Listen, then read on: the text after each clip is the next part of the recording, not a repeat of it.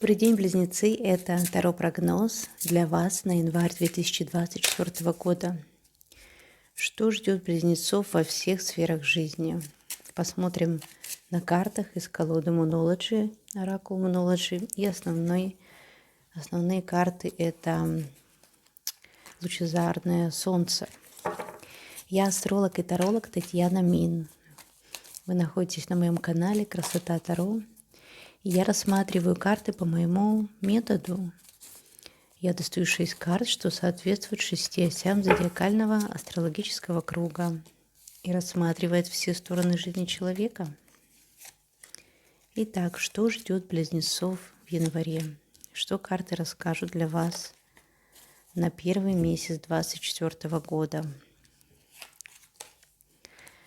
В партнерских отношениях вы будете очень активными. Может быть, вы будете иметь даже не одного партнера, либо партнершу, может быть, у вас будет выбор, и вы будете выбирать себе партнера, ну, если вы, конечно, находитесь сейчас в позиции выбора, может быть, даже по каким-то эзотерическим качествам, по его гороскопу, вы можете смотреть на картах, по нумерологии, как-то еще, по хиромантии даже, да, здесь, видите, изображена рука человека. По руке человека мы тоже можем сказать о его характере, да, поэтому здесь, возможно, вы будете вот так подбирать себе партнера эзотерическим методом.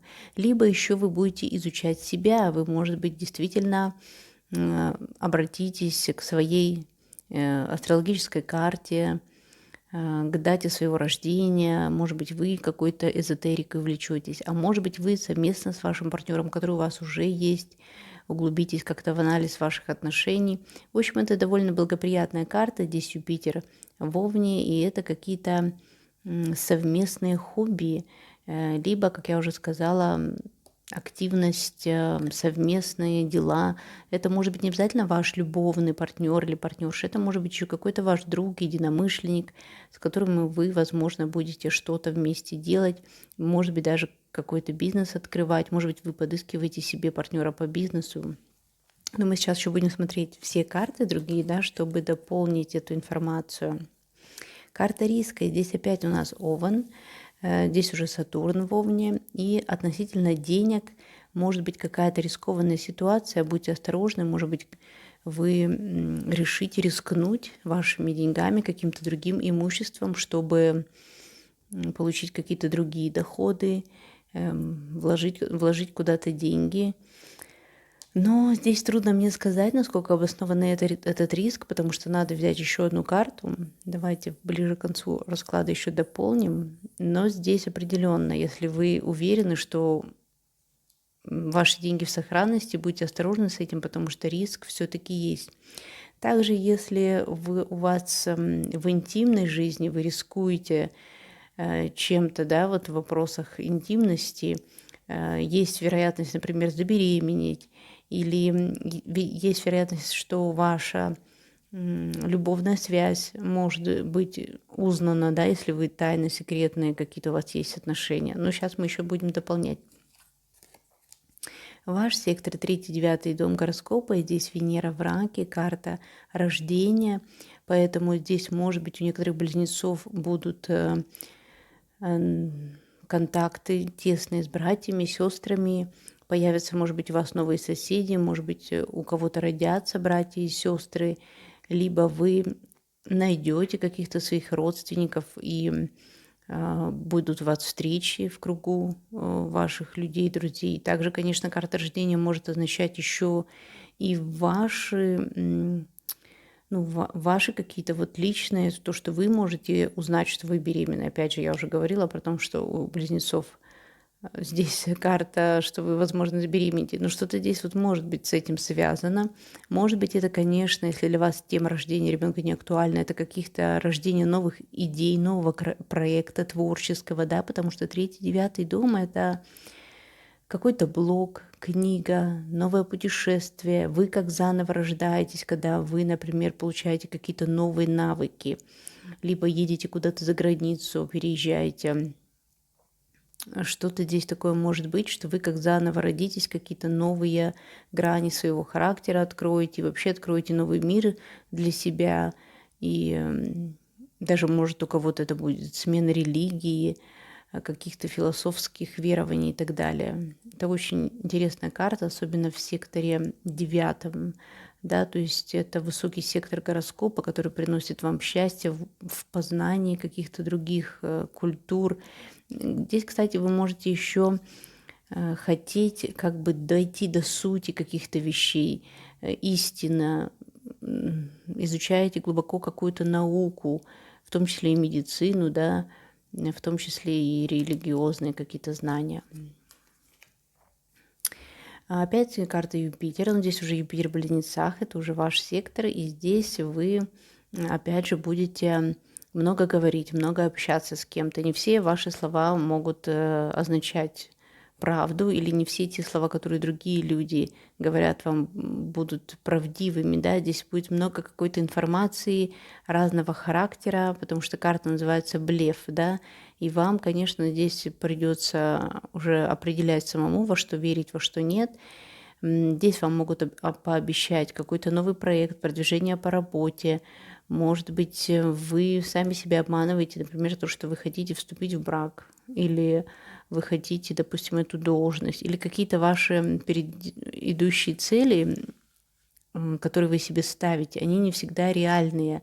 И вам здесь, скорее всего, в январе предстоит об этом задуматься, либо какая-то ситуация может произойти, которая покажет, что, ну, может быть, вы жили не по тем убеждениям, по которым должны были жить, и вы заблуждались относительно, может быть, вашего начальника, может быть, относительно вашего статуса вообще в жизни.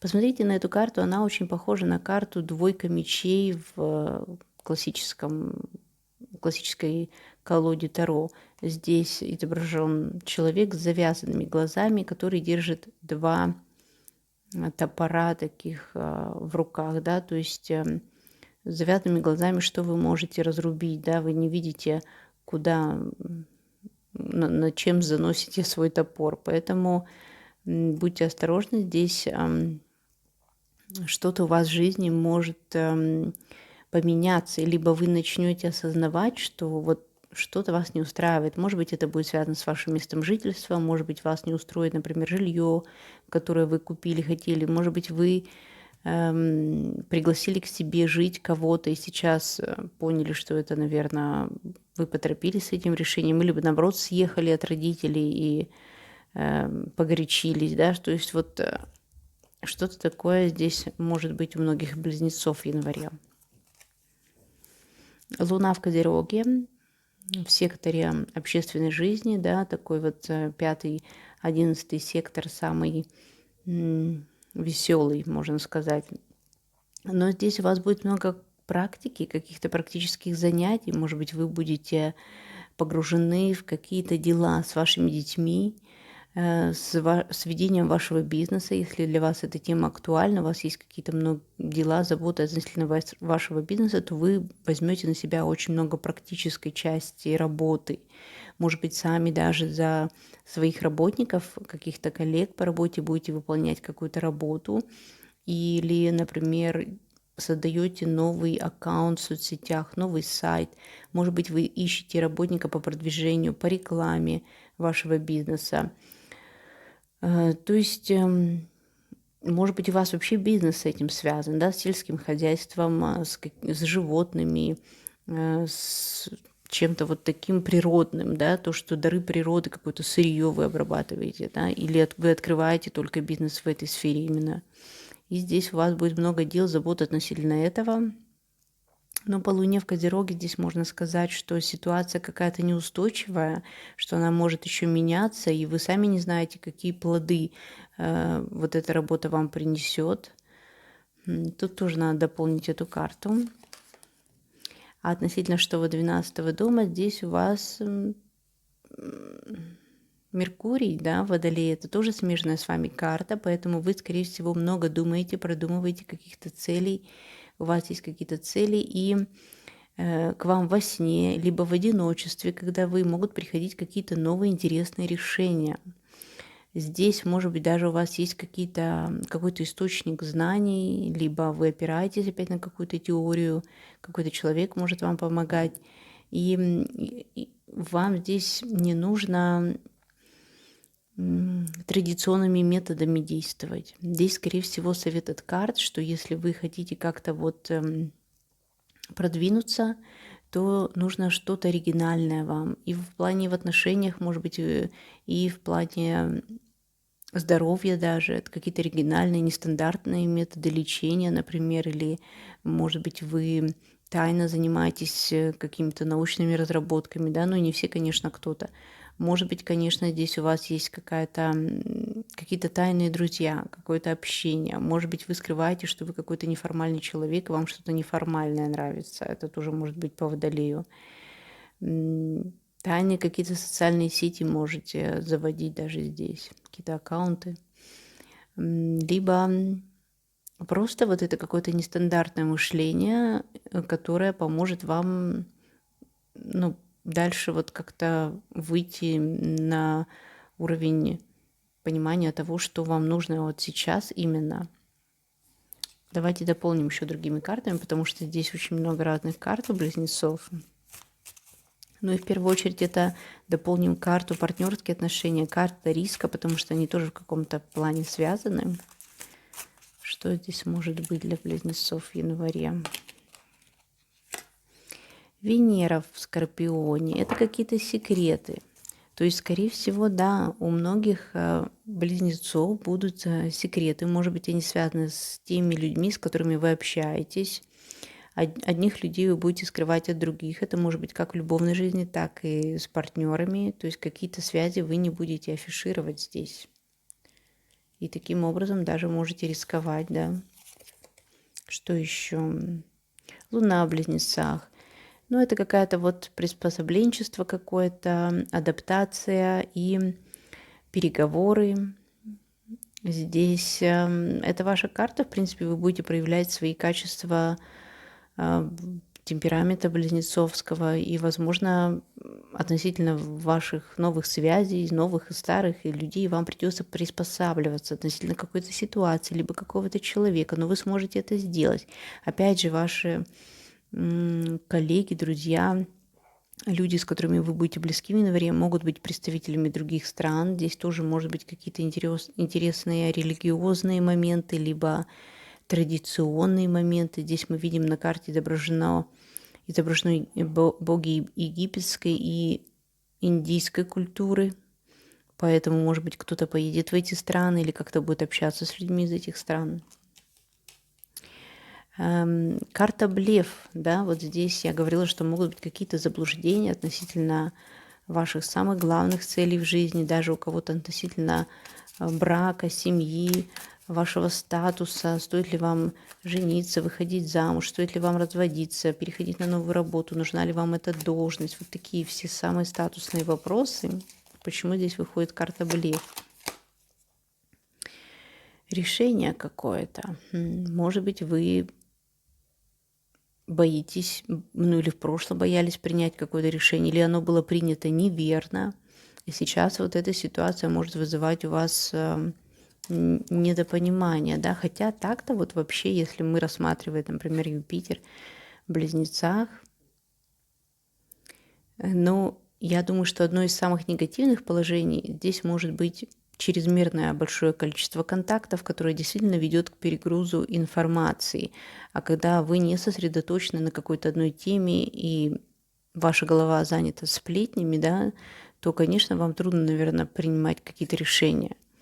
Поэтому, скорее всего, вы очень активны в общении здесь, либо в январе, либо до этого были. Может быть, вы с кем-то поругались, либо слишком много, слишком узко. Вот видите, здесь тема квадрата, да, шахмат, ход. Вы можете делать ходы только в определенном направлении, да, и какой-то ход когда-то вы сделали неправильно, либо ошибетесь сейчас в связи с тем, что вы перенасыщены какой-то информацией. Может быть, кто-то влияет на вас, может быть, вы сами. Вам нужно как-то сосредоточиться на самом главном. Что означает вот эта карта, 5-11 сектор? Давайте ее еще дополним. А здесь прекрасно все. Здесь Юпитер в Стрельце, и здесь, скорее всего, у вас будет какая-то совместная работа с вашими близкими людьми, с партнерами. И вот здесь как раз-таки практика, сосредоточенность, да, вот здесь и есть вот эта тема Козерога, которая сосредотачивает вас на какой-то одной теме, может быть, на каких-то одних отношениях, на каком-то одном деле, бизнесе. Поэтому, скорее всего, здесь можно дать совет для многих близнецов, что вам не хватает именно практического ам, участия в ваших выбранных вами целей, да, то есть относительно договорной какой-то работы, документальной, вы уже все обсудили, все вопросы, все нюансы. Теперь наступает время практических дел. Здесь, может быть, надо куда-то ехать, что-то делать руками, да, нужно вот работать конкретно над тем, чего вы хотите добиться. То же самое в отношениях, да, тоже ведь надо иногда и активные действия какие-то предпринимать, поэтому здесь, скорее всего, такой совет, карта флирта, и я взяла ее специально для этого, сектора 12. Здесь опять вот этот тайный флирт, какое-то тайное общение с интересными людьми. Может быть, кто-то вас привлекает немного оригинальный, не такой ординарный, как все другие люди, да, поэтому вам хочется узнать чего-то большего. И поэтому здесь у многих близнецов, как я вижу этот расклад, есть какие-то тайные мысли, общения. Может быть, это не обязательно приводит к каким-то конкретным изменам, переменам в вашей личной жизни, но как будто бы вам узко стало в тех рамках, в которых вы находитесь, и вы хотите разбавить свой круг общения еще какими-то другими людьми. Ну и давайте дополним карту рождения. Здесь у нас была Венера в раке. Что еще карты могут дополнить нам относительно 3-9 сектора для близнецов на январь? Импульсивность. И здесь у нас Марс в Овне. То есть вы действуете как-то импульсивно и активно, но даже инфантильность может быть какая-то, да? Угу. Еще одну карту хочется взять все-таки.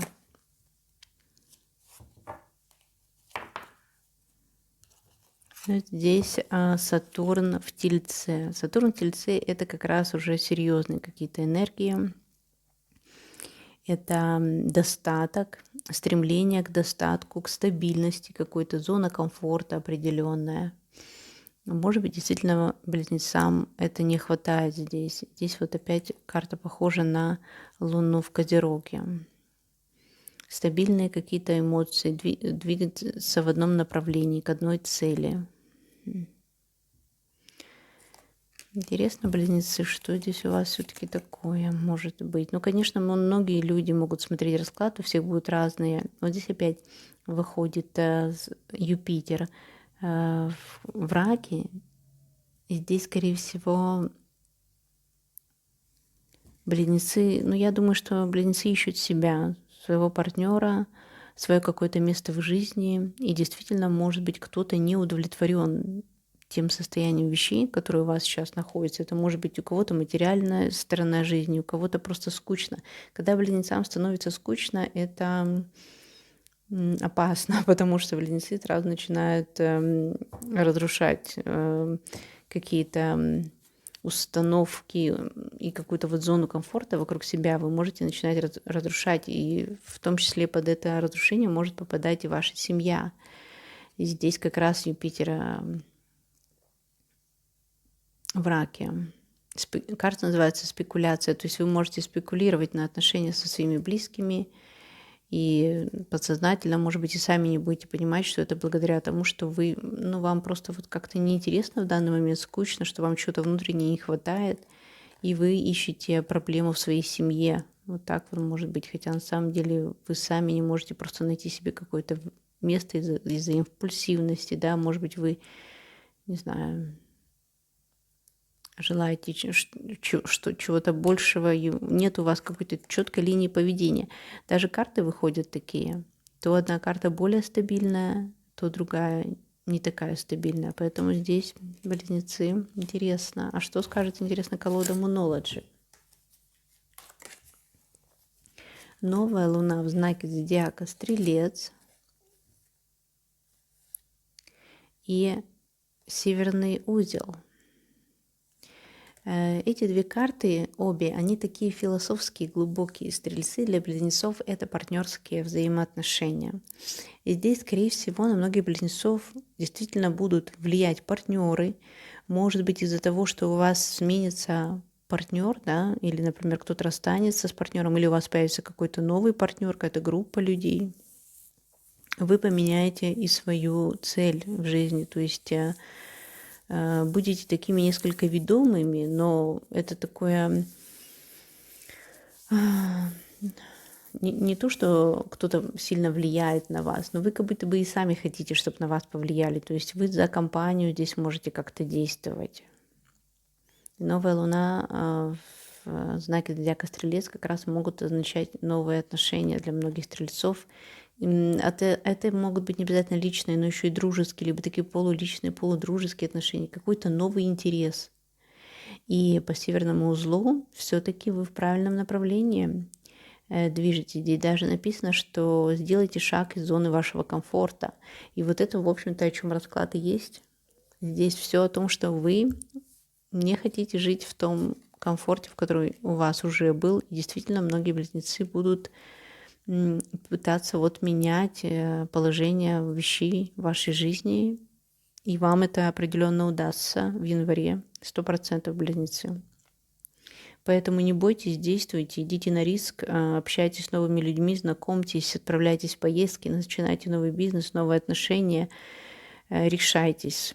Поэтому, что карты вам передают на январь, мои карты, это чтобы вы решались, близнецы. Вы были на канале Красота Таро, и до встречи на моих новых видео. Всем пока!